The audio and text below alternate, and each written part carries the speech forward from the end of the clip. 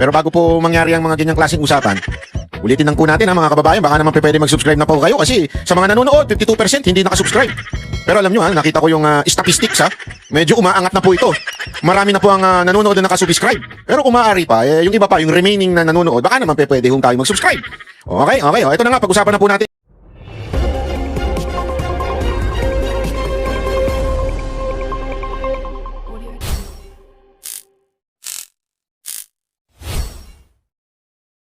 Grabe ho yung nangyari sa dito sa isang private school diyan sa Zamboanga. Naku po, grabe. Bako naman ako talaga naintindihan ko kung bakit umiiyak si Senator Robin Padilla. Parang kasi alam mo dati eto biro-biroan natin noon yung may mga kamag-anak ka sa Amerika. Biro-biroan na yun na buti pa kami dito, wala kaming ganyan yung mga mass shooting ba na nangyayari sa eskwelahan nila. Kasi madalas na nangyayari sa Amerika yan Yung mass shooting na yan, sabi yung kapatid ko pang isa nagpunta na dyan sa Amerika, kaya pinag-iingat namin kasi delikado talaga dyan doon sa lugar nila pwedeng magbitbit ng bakal. Alam mo na yung bakal, di ba? Pwede magbitbit. Kaya kailangan matuto ka dyan kasi para bagang cowboy na yun yung lugar nyo na puro kayo may baril. Pero in one side medyo tama din para sa akin as long as it's a responsible gun owner, parang tama din, parang karapatan din ng tao kasi naproteksyon na yung sarili. Katulad yan, yan nangyari sa Zamboanga. Hindi ko sinasabing gawin natin yan pero pag-aralan na maigi. Pag-aralan na maigi yung panuntunan pagdating sa pagdadala. Kasi yung nangyayari, lalo na pag kami mga, di ba ako, galit na galit ako dun sa gun ban. Hindi ko gusto yung gun ban, lalo na pag eleksyon. Bakit? Oo, sabihin mo na magkakaroon ng mababawasan ng init ng ulo ng tao, ganyan-ganyan. Pero sa akin kasi, sa totoo lang, hindi naman nasusunod yun sa mga kriminal Pag sinabi mong gun ban, walang pakialamang kriminal doon. Yung mga may intensyon gumawa ng katarantaduhan, walang yun, wala naman po silang ay gun ban ngayon, di ako magdadala. Alam mo kung sino apektado doon sa gun ban?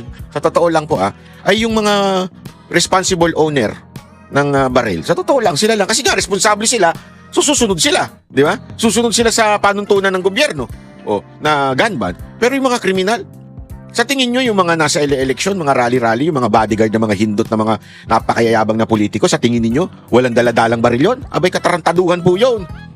Di ba? Ibig sabihin, yung mga guns nila, abay, may daladala pa rin. Wala na masisita sa kanila Pero alam mo, ang kawawa dyan, yung mga responsible gun owner. Kawawa ho yun. Anong punto ko dito? Kasi mga kababayan, ito nangyayari sa Pilipinas.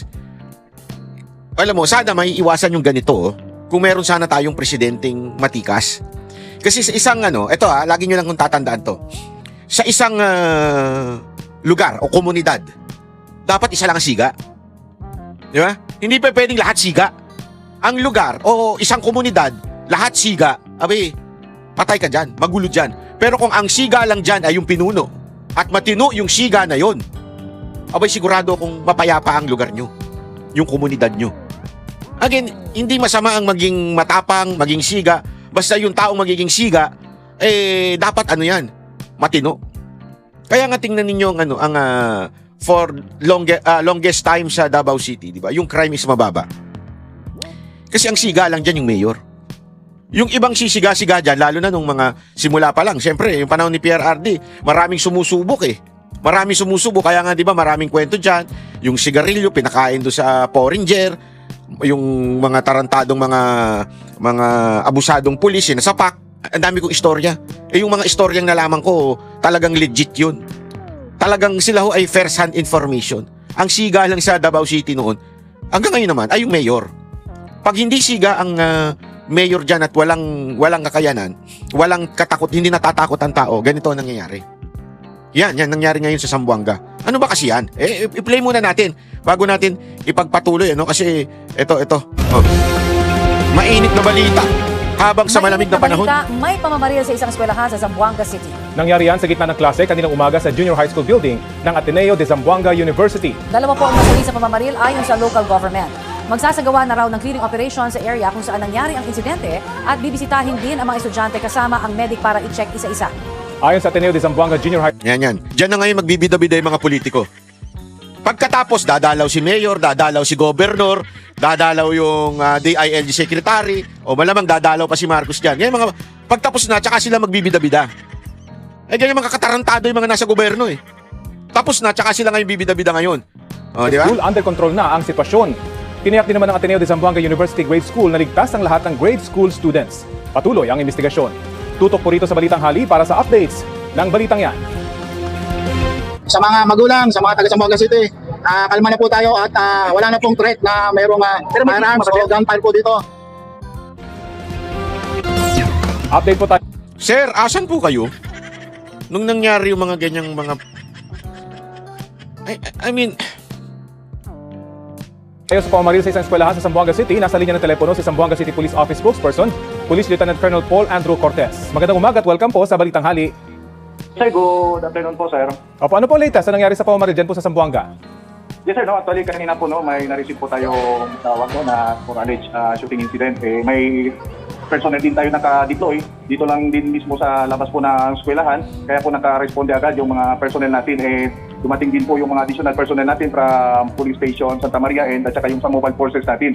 So, yung ginawa po natin, no, yung pinasecure natin yung mga ibang estudyante and kung saan po yung scene of incident po, no, na-secure din po natin and na-control na rin po natin yung situation. Then, kanina po, na-establish po agad tayo ng incident command post para at least mapag-usapan kung ano pa po yung mga dapat gawin, no. So, kanina, no, after ng incident, may nakita po tayong dalawang fatalities. So, yun po, no, yung ikanda pa talaga natin yung further investigation para malaman po talaga kung ano po talaga yung nangyari dito. So, ongoing pa yung process ng scene of crime operation force natin. Gaano po katagal tumagal yung pamamaril?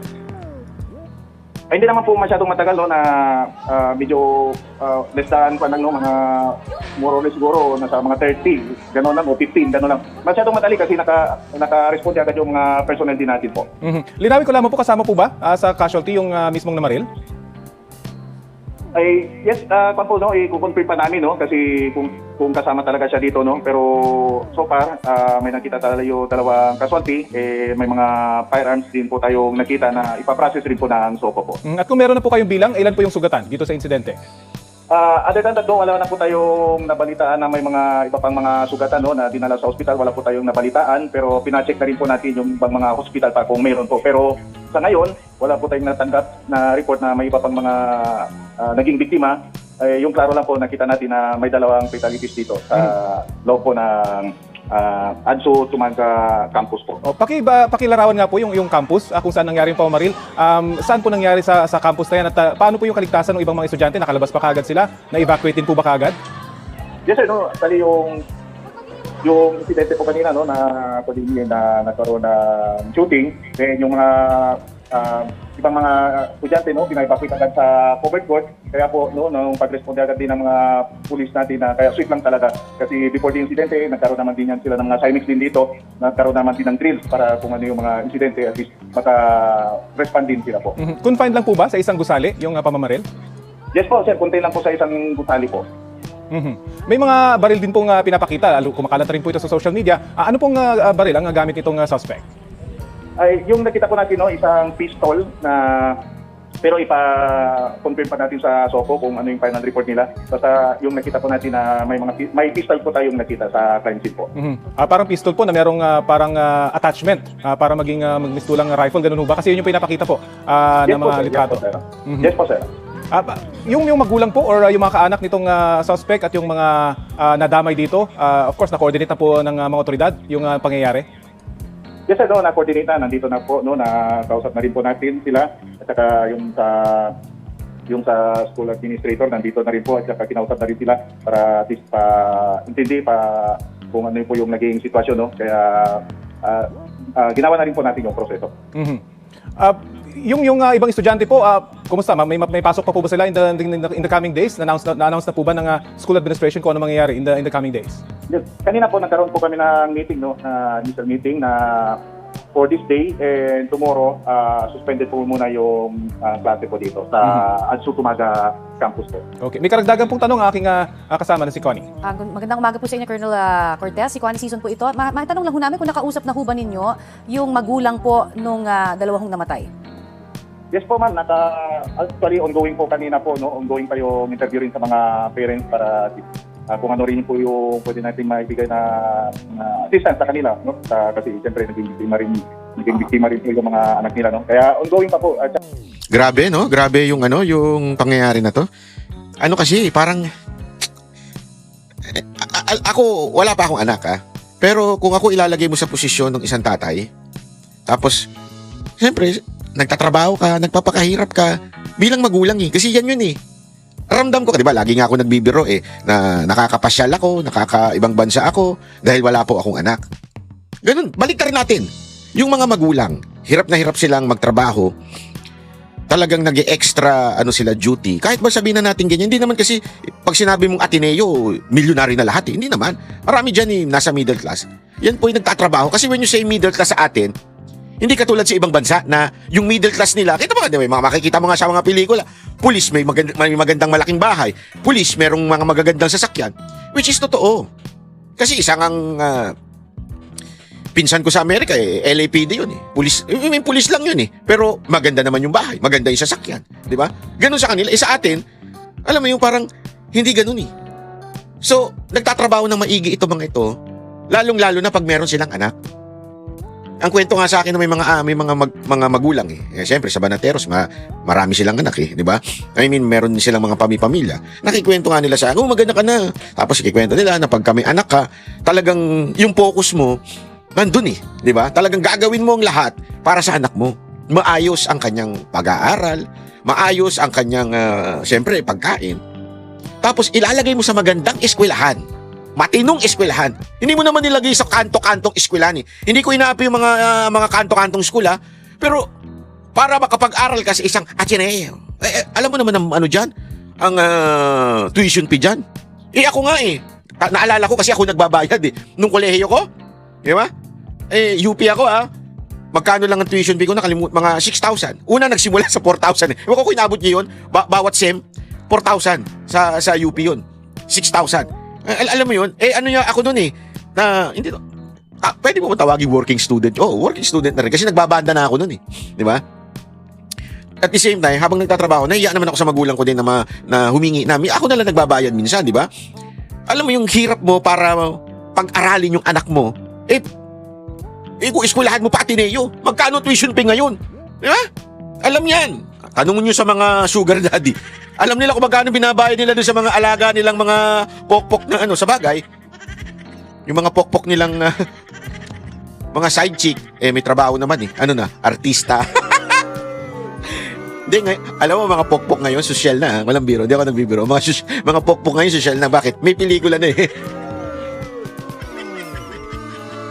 Dati yung mga walker, nasa mga KTV lang yan. Mapansin mo. Hindi ko na babanggitin kung saan yan. Basta wala, dyan sa mga basta.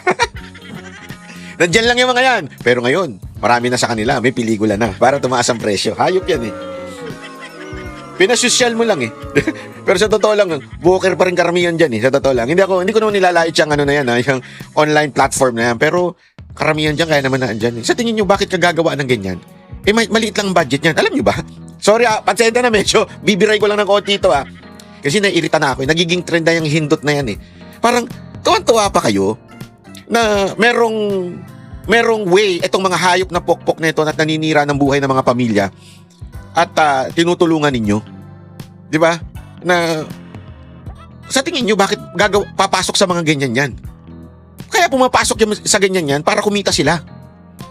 Para mas malaki ang masingil nila. Ay, ang baba naman ng sahod nila dyan Magkano lang sa pelikula dyan? Nako, napakababa ng sahod dyan sa mga pelikula na yun. Tapos, binabanatan ka? Bakit mo gagawin yun? Gusto mo bang banatan ka live na napapanood ng mga tao?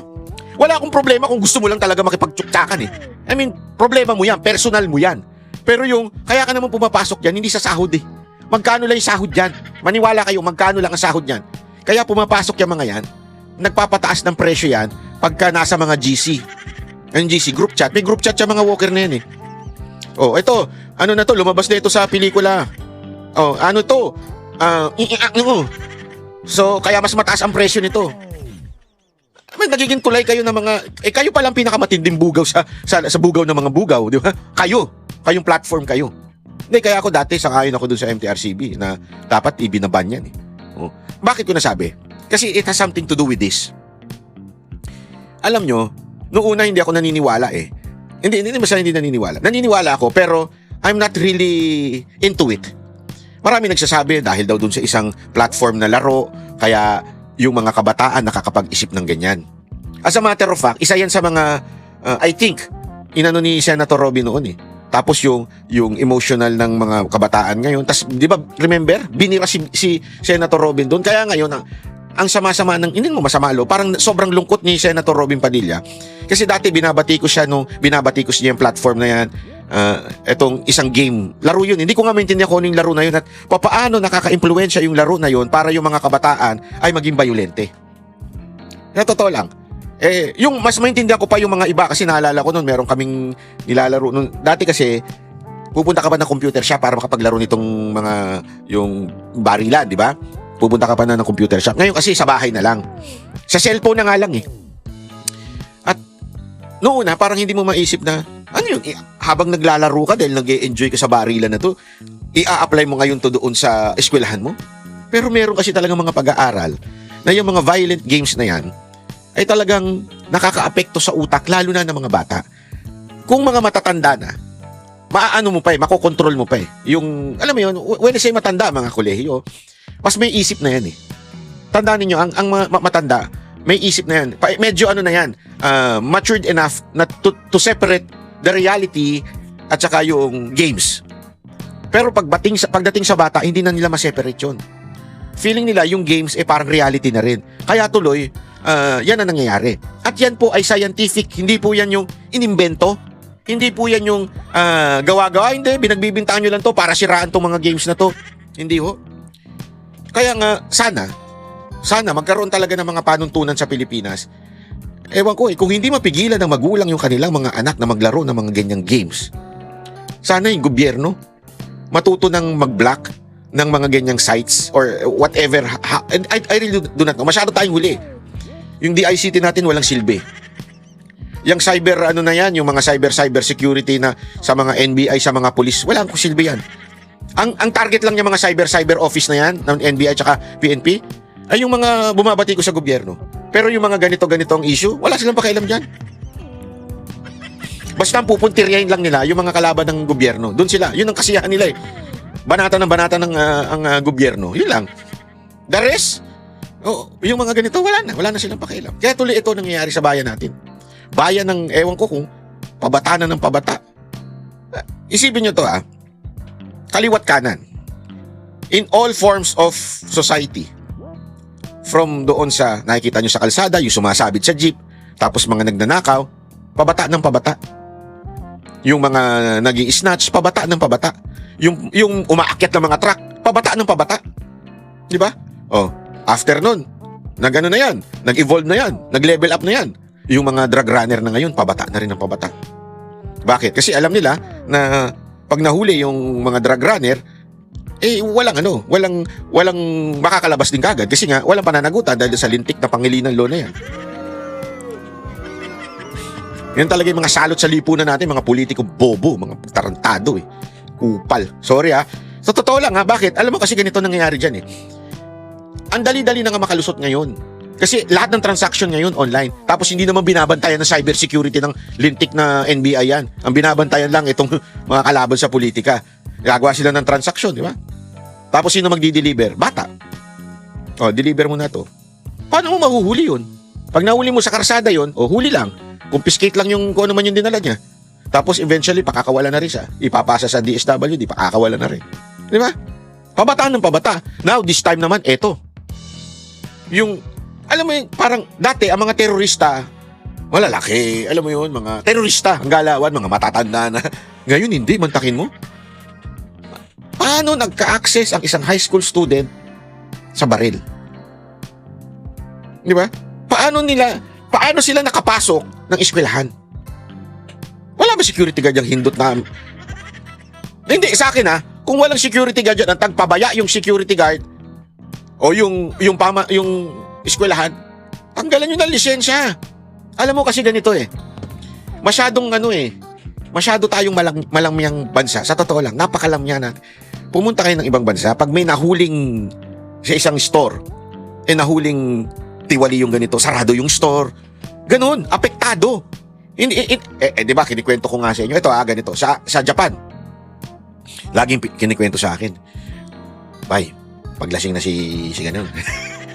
Huwag ka na sumakay sa sasakyan niya, ha? Pagpauwi.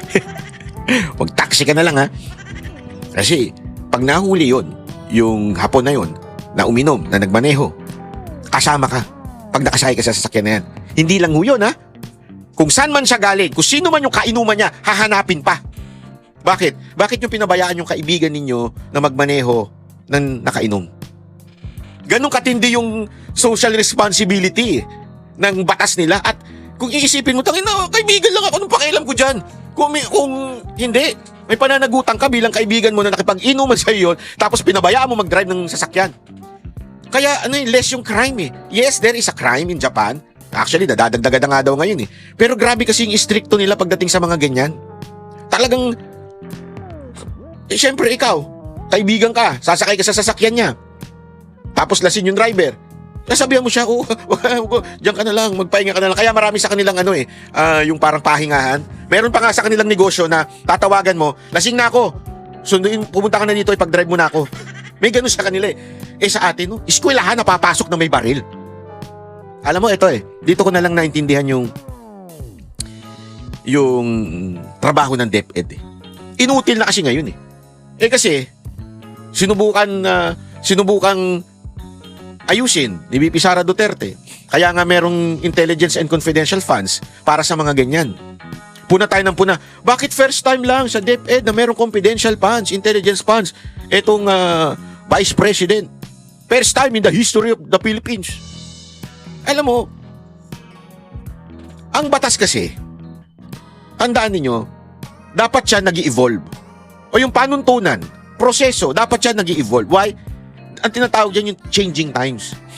Kaya nga, kahit ako, isa ako sa mga advocate ng baguhin ng konstitusyon kasi hindi na ako akma sa panahon natin.